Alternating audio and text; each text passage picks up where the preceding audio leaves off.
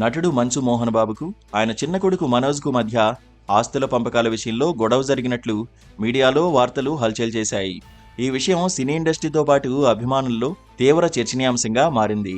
పహాడీ షరీఫ్ పరిధిలోని మోహన్ బాబు ఇంట్లో ఆస్తుల పంపిణీ జరుగుతున్న క్రమంలో స్కూలుకు సంబంధించిన వాటాల్లో విభేదాలు తలెత్తి మోహన్ బాబు అనుచరులు, బౌన్సర్లు మనోజ్పై, ఆయన భార్య మౌనికపై దాడికి పాల్పడి గాయపరిచినట్లుగా, ఆ గాయాలతోనే మనోజ్ తన భార్యతో కలిసి పహాడీ షరీఫ్ పోలీస్ స్టేషన్కు వెళ్లి ఫిర్యాదు చేసినట్లుగా సోషల్ మీడియాలో ఓ రేంజ్లో వార్తలొచ్చాయి. అయితే ఈ విషయంపై మహేశ్వరం డీసీపీని సంప్రదించగా డైల్ 100కు కాల్ వచ్చిందని, వ్యక్తిగతంగా ఎవరూ ఫిర్యాదు చేయలేదని స్పష్టం చేశారు.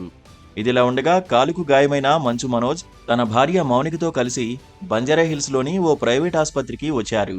తండ్రితో గొడవ విషయమై మీడియా ప్రశ్నించగా మనోజ్, మౌనిక మాట్లాడడానికి నిరాకరించారు. అయితే ఇప్పుడు మరో కొత్త విషయం బయటకొచ్చింది.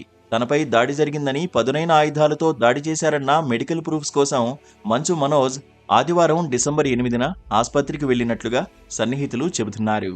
కాగా వైద్యులు ఇదే విషయాన్ని గుర్తించి మెడికో లీగల్ కేసుగా పోలీసులకు సమాచారమిచ్చారు. పోలీసులు సోమవారం ఆయన ఇంటికి వెళ్లి స్టేట్మెంట్ రికార్డ్ చేయనున్నారు. మెడికో లీగల్ కేసు అయితే మొదట పోలీసులకు సమాచారం ఇవ్వాలి.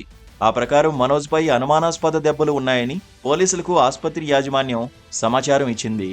బలమైన దెబ్బలు తగిలాయని, దాడి చేసినట్లుగా ఉందని రిపోర్ట్ ఇచ్చారు వైద్యులు.